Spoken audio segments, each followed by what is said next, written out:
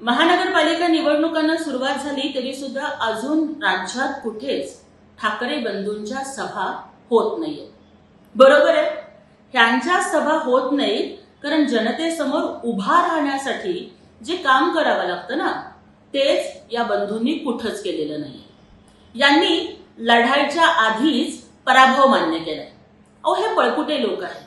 कार्यकर्त्यांची ह्यांना काही पडलेलीच नाहीये आणि म्हणून तरी नगरपालिका निवडणुकांच्या मध्ये सुद्धा हे प्रचाराला कुठेच फिरले नाही. तुम लढो, हम कपडे संभालते हैं, अशाच पद्धतीची वृत्ती ह्या दोन्ही ठाकरे बंधूंची आहे.